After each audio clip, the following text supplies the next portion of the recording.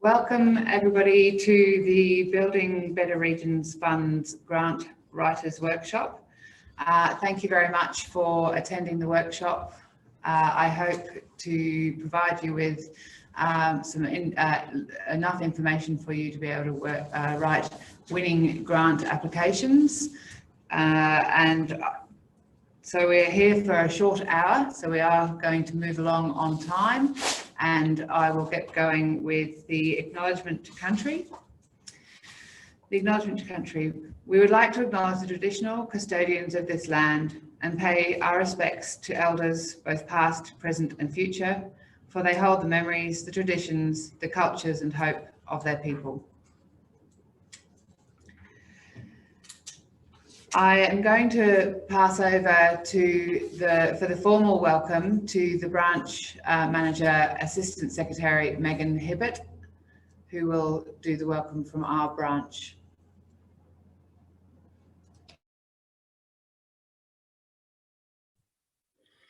Hi everybody, welcome and thank you for the opportunity for us to work with the RDA to produce this grants workshop for you. I am going to give you a short introduction of the Regional Programs Branch and the Building Better Regions Fund objectives.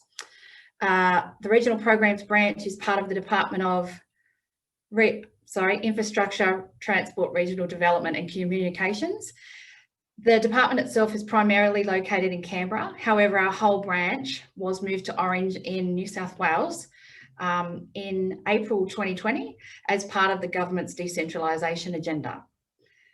We are about 30 staff at the moment, responsible for $4.5 billion in Commonwealth grants and programs across Australia, representing more than 10,000 projects. The first of the 6 programs we manage is the Community Development Grants Program. That consists of election and government commitments, accounts for about $2.2 billion in grants to date, and it applies to all areas of Australia. We manage all aspects of this grant in-house from our office in Orange, and an example of CDG grants are anything from $2,000 towards a footpath or $30 million towards a medical centre. The Stronger Communities program, which you might be familiar with already, applies to all 151 federal electorates.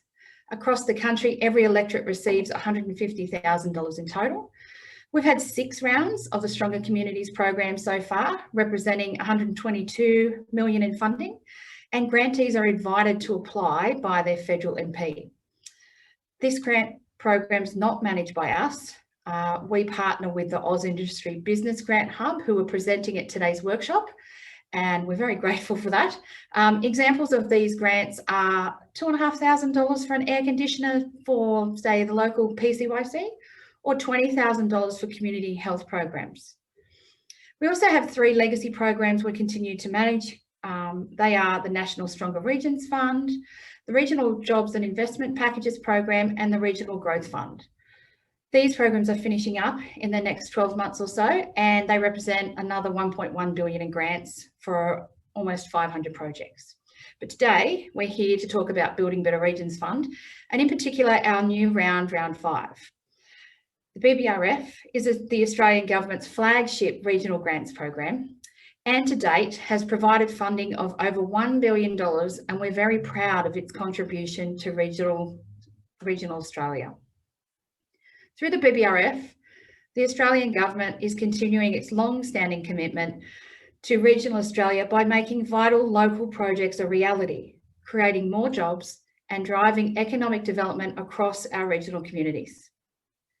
BBRF provides a pathway for all regions to access funding for projects that will boost economic growth and improve a region's livability, creating jobs and helping to maintain strong and resilient communities that are attractive to live, work and raise families in.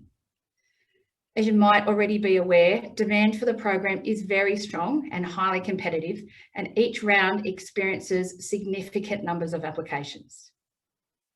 Out of the 4 rounds of the BBRF so far, 995 projects have been approved for funding, but we've received, or the Hub has received, over 3,200 applications to date.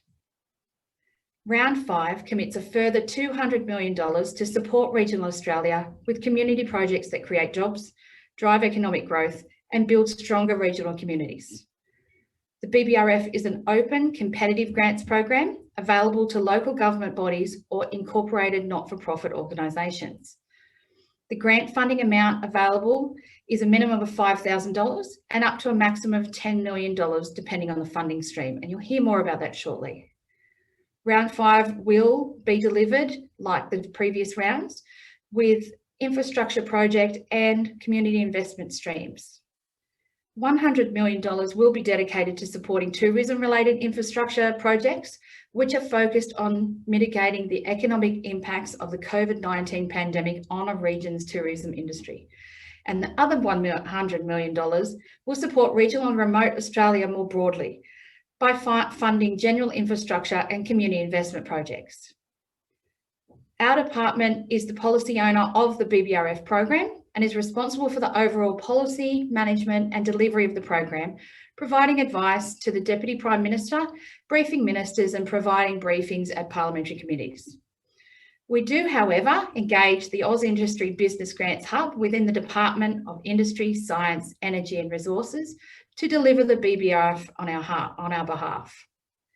The hub provides the day-to-day management of the BBRF, including the preparation of guidelines, management of the application and assessment process, and ongoing contract management for successful applicants.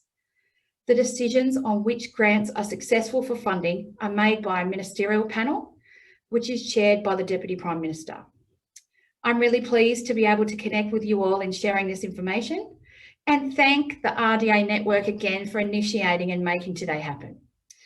Regional Development Australia committees all around Australia provide an important role in supporting those of you who seek to enhance and improve our regions through infrastructure funding and by assisting potential applicants to identify and develop a strong project proposal which aligns with your priorities and contributes to the long-term economic growth of your regions. This can enable potential applicants to prepare a competitive application, including supporting documents and evidence. You'll next be hearing from Richard Wilkinson from the Hub on the specifics of BBRF Round 5 and eligibility criteria. If you do make an application, I wish you success and look forward to seeing the benefits of your programs, of your projects. Thank you. Thank you very much, Megan Hippett. Thank you for sharing that information about the Regional Programs branch that's based at Orange. For those of you that weren't in the room beforehand, my name's Emma Thomas and I'm the MC for today. I am one of the directors at the Regional Programs branch based at Orange. I just wanted to point everybody to the chat room, and if you have any questions, if you would like us to respond to your questions, if we have the time, if you place them in the chat room, we will look at how many questions we've got. We'll fit in as many as we can at the end, and if we can't fit them in, we will provide responses, and then that will be available on the website with the Hub after this workshop. So while we're very short on time for a lunchtime meeting, I will pass now to Richard Wilkinson, so he can introduce the eligibility criteria for the Building Better Regions Fund Round 5. Hi everyone. I've got a presentation which goes through a number of things. Some of it's just been covered, so I might skip through it. So we've already heard about the objectives, what sort of program it is. As we've just heard, applicant eligibility. Applicants must be the key driver of the project, have an ABN, be a local governing body or incorporated not-for-profit organisation or a non-distributing cooperative, and be undertaking a project in Australia in an included area, but there are some provisos to allow projects in excluded areas. However, they have to demonstrate the application has significant project benefits flowing into an included area, including employment opportunities. They also have to provide evidence of all cash contributions are in place, the authority for land or infrastructure that's required for the project for the infrastructure stream, and to declare that they can comply with special regulatory requirements as needed.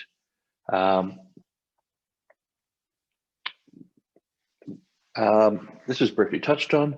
There are two streams. This hasn't changed from the previous rounds. There's the infrastructure project stream, which supports projects that involve the construction of new infrastructure, the upgrade or extension of existing infrastructure, and these are to provide economic and social benefits to regional and remote Australia. There is a second stream, the community investment stream. Sometimes it's confused with the infrastructure project stream, but it's quite different. It will fund specific community activities such as new or expanded components of local events, developing strategic regional plans, and leadership and capability strengthening activities. As with the infrastructure stream, these projects are there to deliver economic and social benefits to regional and remote communities. The infrastructure project stream, everyone's probably familiar with this. This hasn't changed significantly, or actually much at all, really. The minimum grant is $20,000 up to $10 million. Grants percentages are up to 50%, 75%, or 100%, depending on the remoteness classification and whether or not a co-funding exemption has been requested. Target examples of sorts of organisations that go for this are local government agencies, community sporting groups. We've had Scouts in the past, Aboriginal and Torres Strait Islander groups, surf lifesaving clubs, welfare centres, men's sheds, community centres, all sorts of things. A key thing to note is all projects should be investment ready within 12 weeks of executing the grant agreement. We'll go into that in a little bit more detail. And all projects must be completed by the 31st of December 2023 for this round. We touched upon this before. Eligible activities under the infrastructure stream it's basically for the construction of new infrastructure, upgrade of existing infrastructure, or extension of existing infrastructure. In some cases, it can be for the replacement of infrastructure, but there has to be a demonstrated significant increase in benefit. So it can't be necessarily like for like, where there's the same benefit as before. In addition, it can't be something that started construction. So if it's already committed and underway, then this isn't the program for them. Investment ready. So we do get this question quite a bit. I guess what we're looking for is projects that are shovel ready to start soon after we send out letters of offer. What we want to be able to do is spend money in the regions and get that economic and social benefits out to the community as quickly as possible. So what we have is a number of tests in terms of what is an investment ready project. So what we expect is that projects should be investment ready within 12 weeks of executing an agreement. Now, bear in mind that typically after a letter of offer, successful applicants will have about 60 days to negotiate an agreement with the Commonwealth. So this basically means within 5 months of being offered a grant, we expect these things to be in place. Now, 2 of these things are actually mandatory requirements of the application: the authority of the land or infrastructure owner to undertake the project, and to confirm the funding contributions for all sources. So these are already expected to be part of the application form. So where we find most of the challenges with this tend to be around the regulatory approvals and having those in place to be able to start the project, and how far along they are in terms of the design and costing. So if an applicant is hasn't got designs and costings that are to a point where they can actually go out and either start construction or tender for construction, then we wouldn't consider that necessarily investment ready.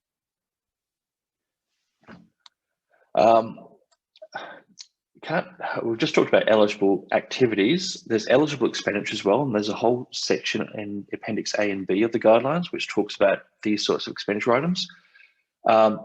So number 1, the expenditure must be directly related to the project and incurred by the applicant, successful applicant. So it can't be incurred by a third party and the applicant is incidental to that project. This also sort of links back to the whole key driver aspect of eligibility, that we expect the applicants to be the key driver of a project. expenditure for the infrastructure stream, infrastructure project stream is typically materials for construction, hire and lease of plant and equipment that's required for the project, contractor expenditure, external labor hire, consulting costs.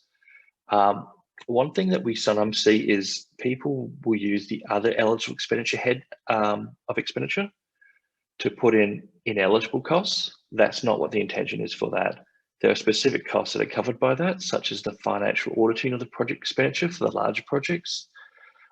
Some costs that are required in terms of getting the planning environmental approvals, typically that's consultancy costs and signage costs for putting up that BBRF sign. There is also a cap now, which is different from our previous rounds, to pre-construction activities. So this program is intended for the, like I said before, the construction, basically making infrastructure. So expanding infrastructure, improving on infrastructure, making new infrastructure. It's not necessarily for those pre-construction activities. We do realize that in some cases there can be hiccups on the way and that people need to spend some money, but the majority of the funds are really aimed at those eligible construction style activities. A change to this this round is the tourism-related infrastructure side of things. So there's a pool of funds, $100 million. Oh, just wait, someone's asked a question. What is the cap on pre-construction activities? The cap is 20% of total project costs. So yeah, cool. That's quite handy. So round 5, we have $100 million of the $200 million allocated to tourism-related infrastructure projects. So applicants can still apply for the general infrastructure project stream. So that are tourism-related infrastructure projects. People seem a little bit confused by that. As part of the application process, applicants are asked if they are applying under this pool, and they have to meet a few tests, which they will complete in the application form. So demonstrate the impact of the COVID-19 pandemic on their regional tourism industry, or where that project will be located or benefit to, how their project will provide benefits to the tourism industry to mitigate those impacts, and then provide some evidence to support their claims. We haven't gone into a prescriptive, we haven't been descriptive about what people need to provide. It's up to them to provide those cases and the evidence. However, if the applicant doesn't provide a clear and supportable case, what will happen is the application will then be reviewed as part of the general infrastructure projects stream of funding. So they'll still be assessed, they'll still be eligible, but they won't be in that pool of funding, $100 million pool of funding. They'll be going for the general pool of funding, which we imagine might be more competitive because there might be more applications in that pool. Community investment stream has pretty much remained unchanged. It's between $5,000 and $1 million. As before, it's 50,000. Grants are up to 50%, 75%, 100%. The 100% applies to both co-funding exemption request projects and projects that are got grants of $20,000 or under. It has a very similar bunch of eligibility and targets as the infrastructure investment stream.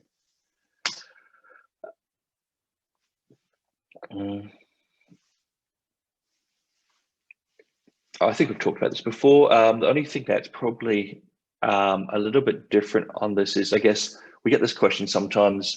We've removed the need to have to finish a project within 12 months, but the expectation is that project still would probably be finished within 12 months of the project start date. We've had project requests for multiple years. I'll go into it in just a second. So one of the eligible activities is local events. The funding is intended as seed funding for local events that are new to the community or to support that significant addition to an existing event. So we support the addition, not the existing event and the existing activities. We only support that new part of the activity, that event, I should say. So pretty obviously, local events include things that will attract tourists and visitors to the region.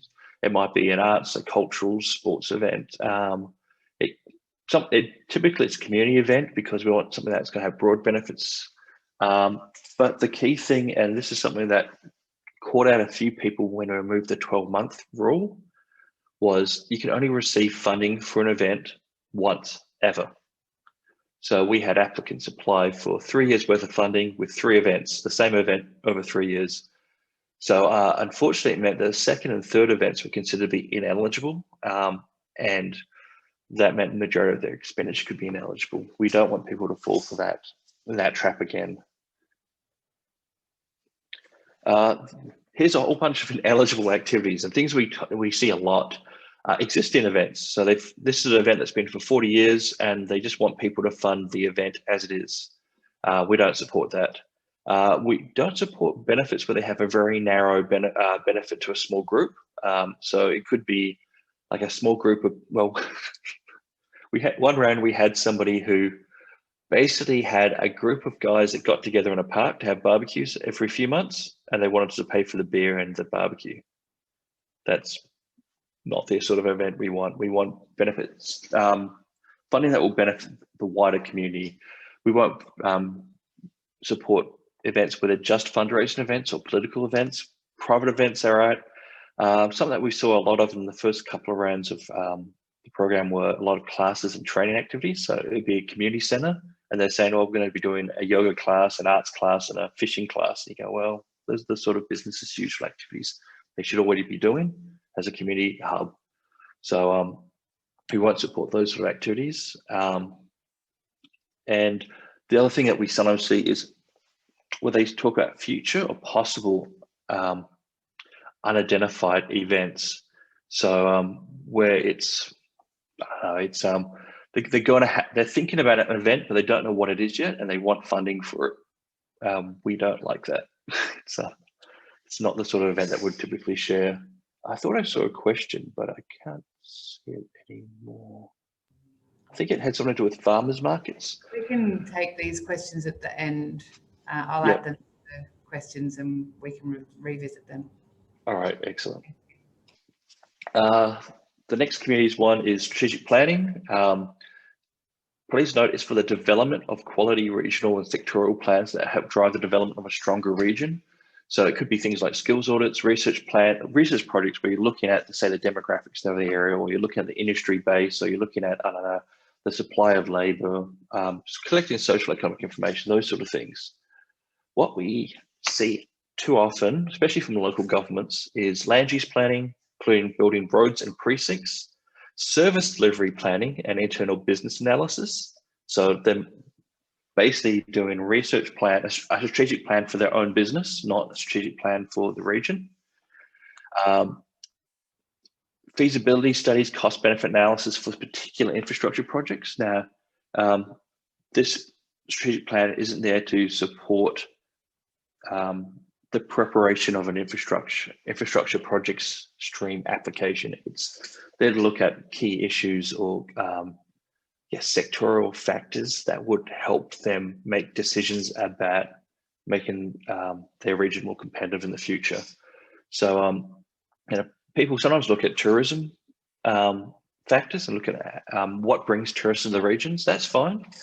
But if the project's about, all right, we're looking at building a specific park and we want to work out whether or not it's, there's going to bring enough dollars in to justify its cost, that's where we draw the line. We say that's not acceptable.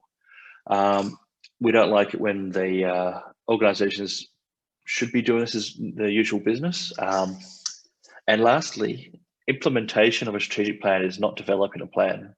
So we get that quite often. People going, we would like to implement a plan that we made a year ago. So we want to implement marketing and we want to build a website and develop pamphlets and put signs everywhere. So we don't allow for that. Lastly, regional leadership and capability tends to be one of probably the less popular of the two, but there's still a good number of applications that come in for this. It's important that it's for regional leaders. So that can include youth, it could be business leaders, it could be, it's not for the general public. The idea is it's supposed to be equipping the leaders of that community to be better at leading their communities. So it could be leadership courses, it could be mentoring, it could be activities which strengthen young people or improves the general leadership skills of business leaders, for example. We've seen interesting things like, I guess, people,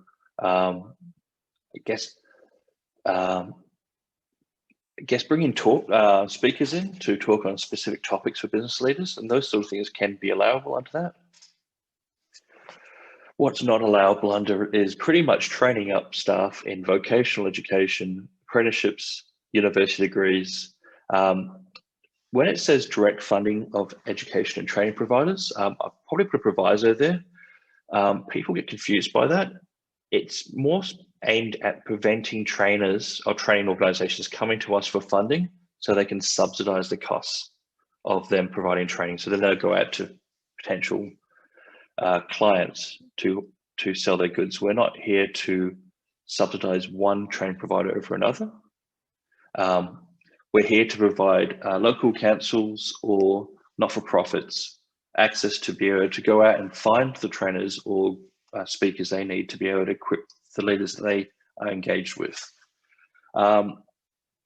Funding of staff wages and leadership positions within an organisation, we see that sometimes where people try to subsidise the costs of people within an organisation to provide training that they should be providing anyway. And we don't provide training for people to train their own staff, internal training. So we see that sometimes where people will want to train everyone in their organisation, and it's really their responsibility as a company to train their staff. This is all of the guidelines, so I'll go through it really quickly. Similar to the infrastructure, hired and leased plant. In this case, for two of the pools of funding, or two of the key activities, I should say, labour expenditure can be eligible. There's some rules about that. There's contractor expenditure. There is some travel costs because, of course, for a lot of these projects, it involves people. It could be entertainers. It could be people giving courses, traveling somewhere. And it doesn't happen too often, but there are some other costs such as auditing, like before, signage, which is a little bit uncommon with the community stream, and regulatory approvals, probably more relevant for the event stream.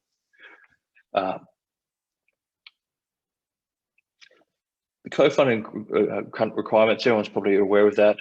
You go to the mapping tool, it determines your grant percentage. We'll move along because everyone probably knows about that quite well. Contributions, we've got ratios based on your remoteness classification. The contributions must be cash for the grant funding. So we sometimes have people go, we want to have a $2 million project. We've got $1 million worth of in-kind support. We want a grant of $1 million, but it doesn't answer the question of where's the rest of that money coming from, or are they overclaiming? Are they actually asking for 100% grant of their liability for that project? So, we've seen very creative sorts of ways of people trying to claim in-kind support as cash contribution or match funding. It's really important they have proper cash contributions that will match up with our grant funds so that they can do the project and pay for the costs that they're legally liable for. And again, this comes back to the applicant should be the one that incurs the expenditure. So the key driver. So it's important that they actually properly frame the BBRF project to include the eligible costs only, and then we provide a grant payment as a percentage of those eligible costs. We've mentioned co-funding exemptions before. Applicants can ask for not to provide any co-funding where they can't be able to provide the required mandatory minimum contribution. This is seen by the ministerial panel, hasn't changed in 5 rounds. If it's not approved by the ministerial panel, then the applications won't be progressed to merit assessment. They're deemed ineligible for funding. So there is a risk associated with them. But we also recommend that if people do ask for co-funding exemption, they still leverage the cash and in-kind support to be able to show that there is better leveraging of funds, whatever they can. As before, there are. This next bit's about assessment criteria. So I'll go into that. This is all in the guidelines, so it's just expanding on those a little bit. There are 4 assessment criteria, and the first 2 are weighted 15 points. The last 2 are weighted 5 points each. Applicants need to get 60% or higher on all criteria to be deemed value for relevant money. If they fail any one criteria, which is they get less than 60%, the overall application will be deemed to be I don't know the answer to that one. The application will be deemed to be not value for relevant money, so not supported by the committee. So the first 2 criteria, they are 2. I've written them in 1 because they're so similar. The economic and social benefits. The economic benefits, the first criteria, the social benefits, the second. Essentially, there's 2 parts to the assessment of these. The first part is the claim benefits. What have they claimed? And then the second part is really, are the claims supported by good assumptions and evidence? So those are the things that assessors are looking for when they're going through these. So the claim benefits, when they examine them, they look at basically its dimensions. Is it clearly defined? So, in many cases that would be quantified, very specific claims. So one application would say, look, this will increase visitors. But the other application would say, look, we've done a survey and we've looked at case studies and we believe that the number of visitors will increase by 10,000 people per annum. The daily spend of these people will be expected to be in this vicinity, and then they'll provide much more quantified benefits. So if you compare the 2, the one with the vague benefits tends to be, score less well than the one that has very quantified specific benefits. We also look at whether or not benefits actually for the BBRF project. So sometimes we get people that will talk about a much larger project and then say, here are the benefits for them. We are looking at, okay, if we pay this much and you produce this project outcome, what are the benefits to the community? So we asked our assessors to look at, are the benefits broad to the community or are they narrow to a few? Of course, we want benefits to be broad to the region, rather than just a few people benefited for it. And we look at the longevity, like how long are benefits going to survive. So something that's only going to have a short benefit for like a year versus a project that might have ongoing benefits that last 20, 30 years. I guess we factor that in. What we then look at with the evidence is it linked to the proposed project that's been supported? So a specific project again, is it actually specifically for that? Is it relevant for the project? So sometimes we get evidence that seems to be so broad and vague that you can't, like global stats on some sort of industry. And are they current? So we also look at things such as, is it logical? Does it flow? How the assumptions described? All those sort of things, which you can see in a little bit more detail under the cost benefit analysis fact sheet, which is on our website. We had a question about job creation. So number 1, we use full-time equivalent job numbers. It's not a head count. People get confused by that a lot. Again, we have a jobs fact sheet on this. So have a read through that. The direct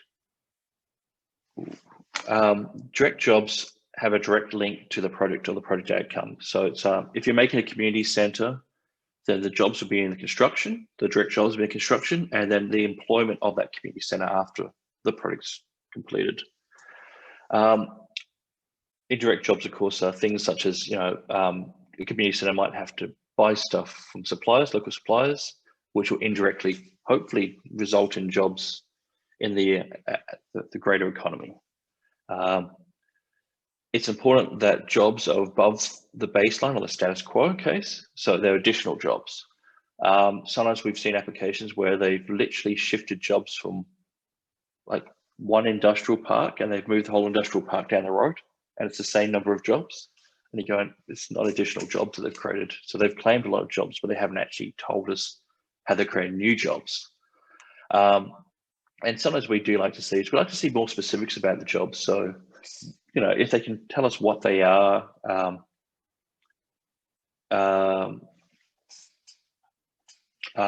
you know, what sort of jobs, how long they are, like, is it for a finite time frame? Is it for ongoing? Is it like jobs in the community center? Is it, you know, doctors, nurses, whoever it is? Just a second, what does that say?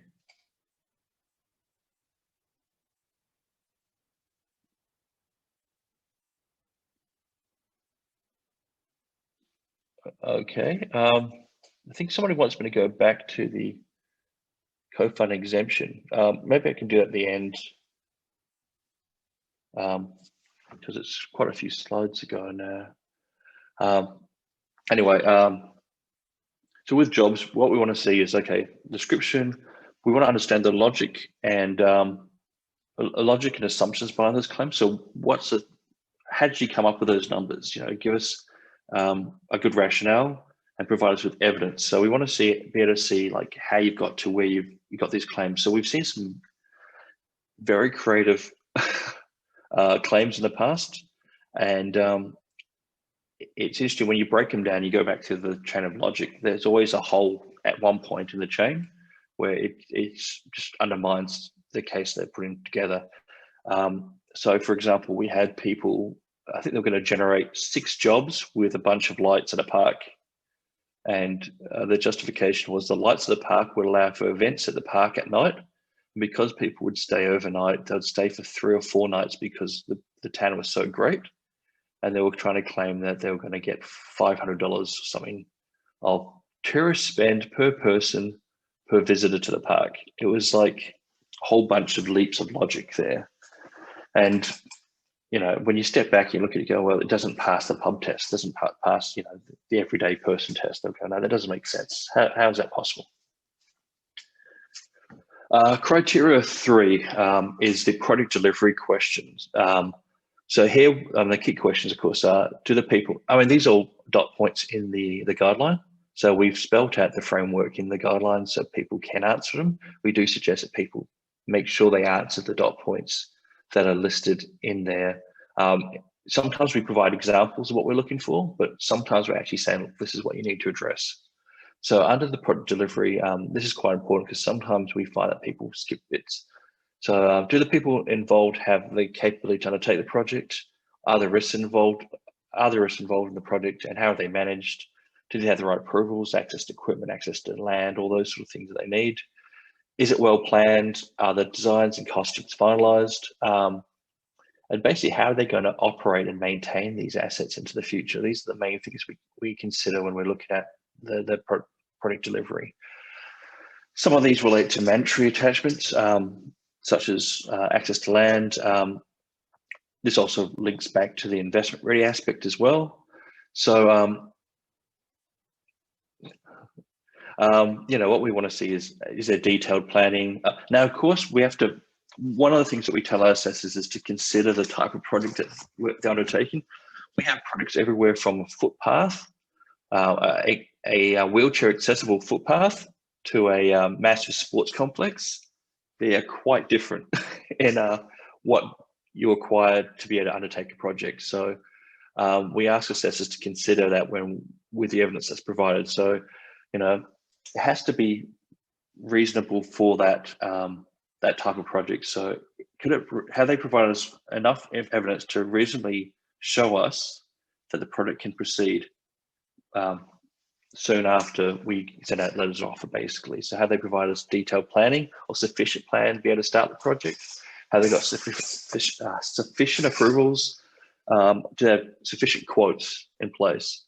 The CVs of management teams or the people involved or the relevant experiences, something that sometimes people miss. The cost benefit analysis sometimes also show alternatives explored. And you know, we often like to know, you know, how strong is the public consultation or public support, particularly for projects that might be a little bit more controversial. And we've had that in a couple of instances where those have actually held up the project because they've done some consultation, but not enough. And then all it takes is a few interest groups to rise up, and the next thing you know, the project is on hold, and money that could have been spent in the regions is no longer getting spent. The last criteria is impact of grant funds. Again, it's important for applicants to read the dot points. There's 3 components to this, and people often don't answer these 3 points very well, or at all in some cases. Number 1, it's about leveraging cash above the minimum requirement and in-kind support relative to that project size.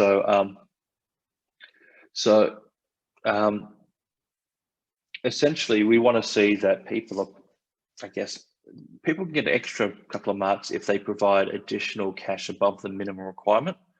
And if they have in-kind support, they should be including it.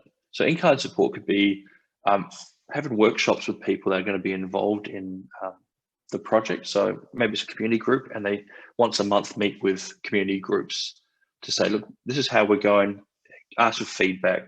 That can be included as some sort of in-kind support for it. You want to be able to see that the projects are collaborative, that there's broad support and broad contribution from lots of people in the community. So, and the last one is there a need for funding? So this is an additionality question that applicants, we have a lot of grant programs with this sort of question in it. I think some applicants are a little confused by what this sometimes means. They sometimes talk about how great their project is. What we want to understand is, okay, then why won't this project happen if we don't support it with a grant? Or if it will still happen without a grant, what would these benefits be diminished? So would it allow you to get this major event that, you know, if you can finish this sports stadium in time, that you can attract a major event to that facility and then attract more visitors into that region? Is it, I don't know, I guess it's, is it, something that, yeah, it will just take far longer for you to do without that grant. So you end up, maybe you have to, the not-for-profit has to fundraise for another 3 or 4 years. So those benefits, timeframes are missed. Anyway, people often don't answer that question very well. What's going on?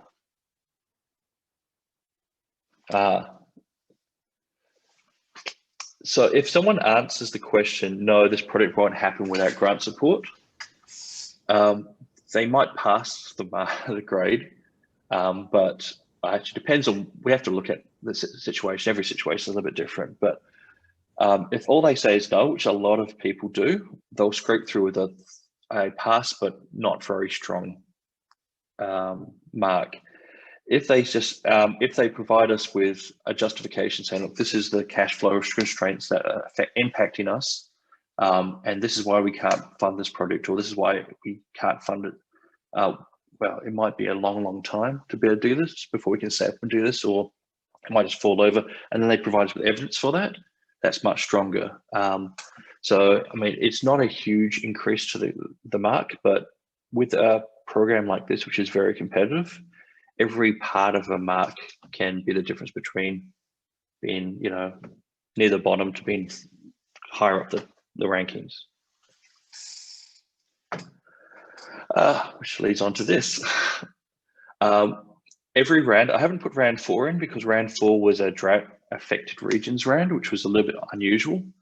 But every round has sort of increased. Now you'll notice that communities is very high for the first round and then dropped down and has been creeping back up. What we're seeing is increased appetite for both streams in the last few rounds. So they are going up. The offers tend to be limited by dollar values and you know, relative size of projects that are the most competitive. So the numbers of supported applications probably are not as useful, but you can see that first round is 545 applications. There was 613 in round 3. We expect to see more. What's that? Matching funds can't be in kind.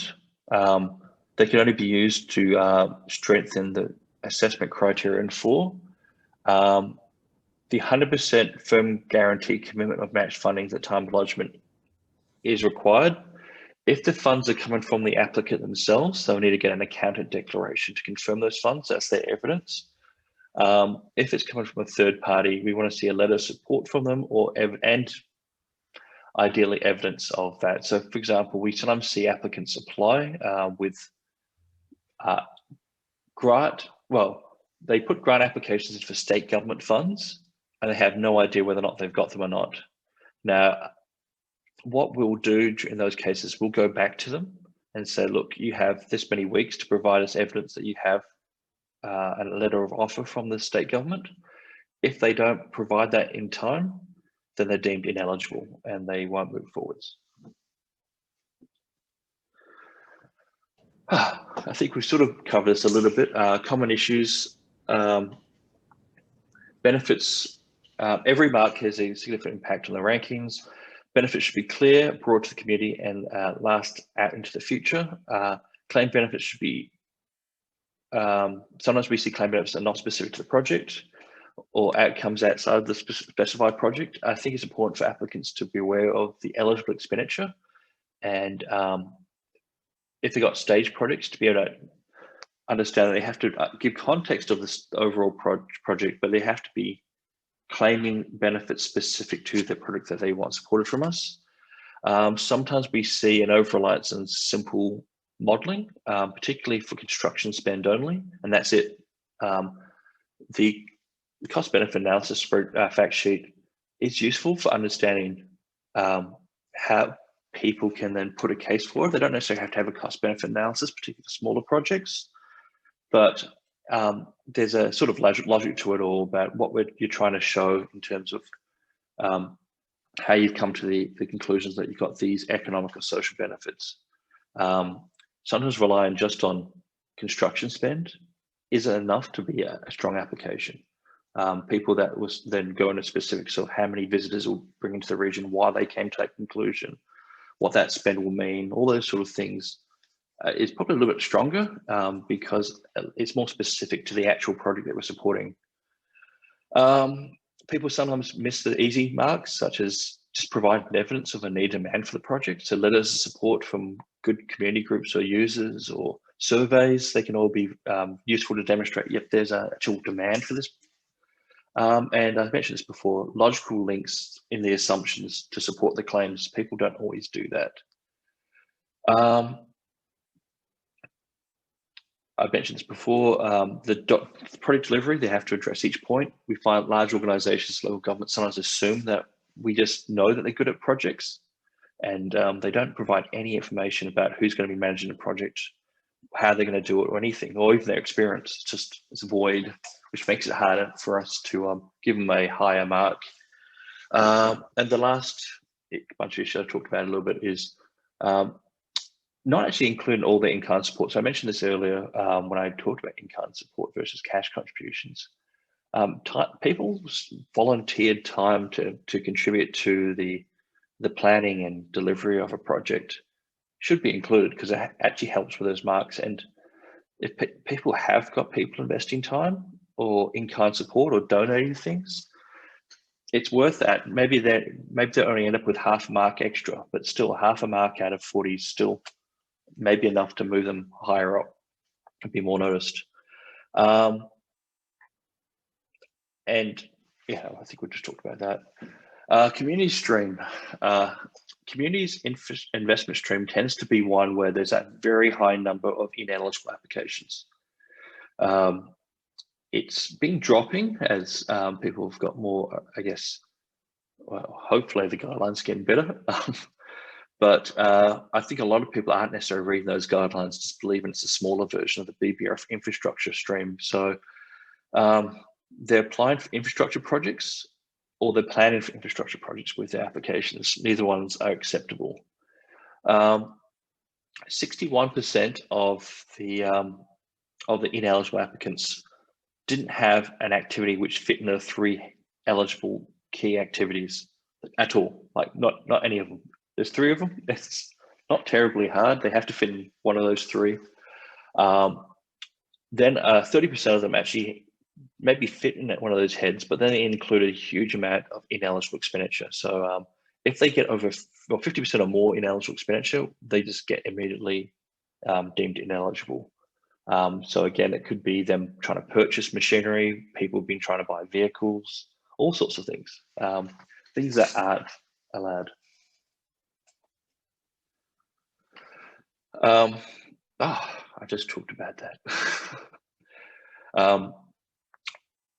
Yeah, strategic plans. I think I've talked about that. We can move on.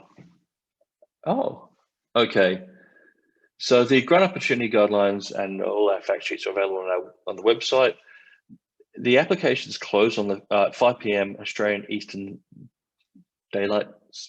Anyway, Eastern States time on the 5th of March. Applications are done through the portal. Applicants can put those applications in. If they submit them and they realize before the end of the close of the round that they want to add some things to it, they can take their application and bring it back to a draft state and edit them, add attachments, those sort of things. They just have to be careful, because if they put them back into a draft state and then forget to resubmit, that's not good. So it's important that they remember to resubmit if they do take the applications back to a draft state. We sometimes, I think I briefly mentioned this before, we sometimes do go back to customers, applicants I should say, for clarification of some information, but that's only for eligibility issues. So confirming matched funding, confirming project location, those sort of things. We don't go back to them on anything that's involving merit, because that create an unfair situation for applicants. So it's only eligibility issues. And I think we've got to the end. Well so done. That was a. Thank you very much. We've got a number of questions that have been coming in through the chat room, some of which you've answered as we've gone along. We've been taking them down. We will make sure that we answer anything that hasn't been addressed through this workshop. But I will just go through the ones that we think are the most important to cover off right now in the last 5 to 8 minutes. And so we had a question about the farmers markets, but we would like to just direct them back to the hub, so to contact the industry hub to get their information specific to their situation.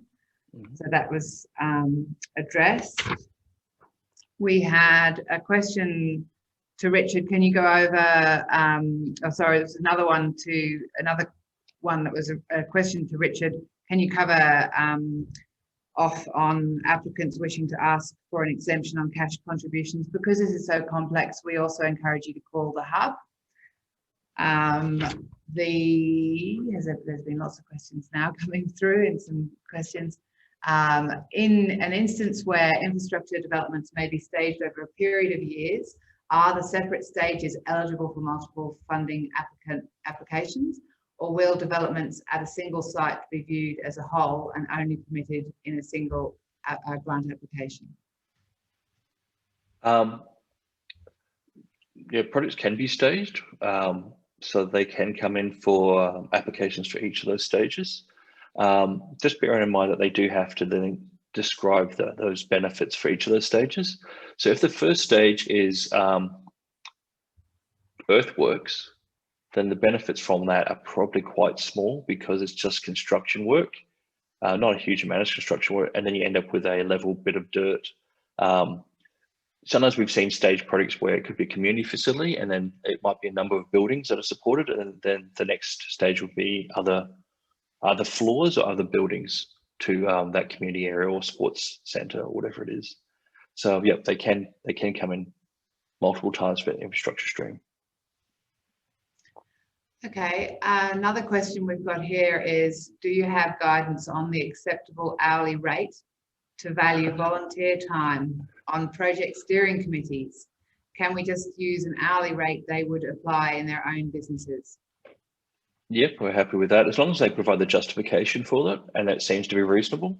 We don't have a special book with all the rates in it. I mean, we can Google typical rates for, say, like, to say someone is volunteering plumbing, then we can see what I guess a standard typical rate would be for that. So it has to be reasonable, but yeah, we don't have any rules about that. They need to describe it to us.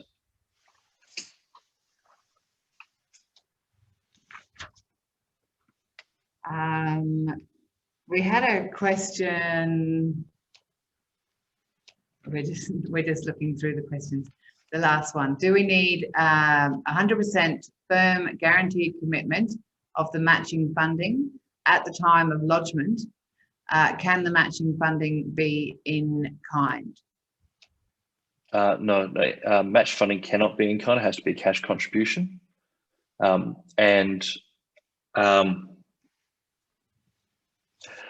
There's evidence requirements for what they need to provide for match funding. So that's a candidate declaration if it's from themselves, or it's letters of commitment with evidence. I think I may have answered this already, where, for example, if they've got an application with the state government for a grant with them and they haven't got an answer yet, then what we'll tend to do is we'll go back to them at the start of the assessment phase and ask for that evidence of offer.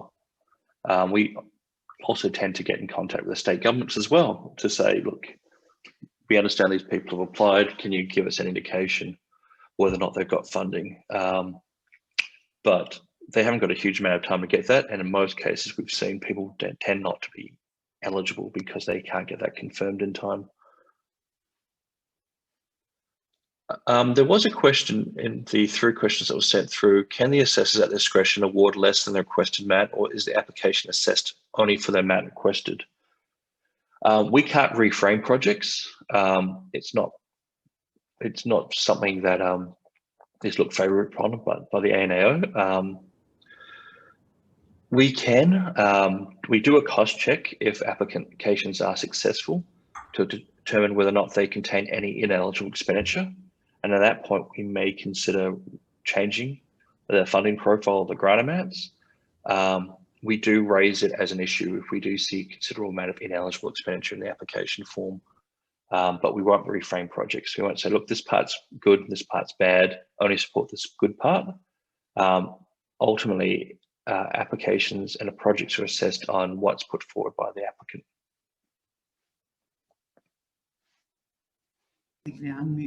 Hi, thanks, Richard. We're just coming up to the last final 2 minutes. So in summary, thank you very much to everyone who has attended the workshop, and I hope that you have all taken something away from the presentation, which has been very insightful, and also through the opportunity to ask the questions. We will be providing the recording of the presentation and the notes of the presentation slides, as well as the questions that have been raised with answers. These will be available on the AusIndustry website, and we do encourage you, if you have specific grant, your specific questions in relation to your grant, that you give the Industry Hub a call to get specific information and advice on that. So in summing up, thank you very much and have a wonderful day, and I hope it was a productive working lunch for you, and we look forward to working with you on and seeing some of your applications and your the delivery of your projects.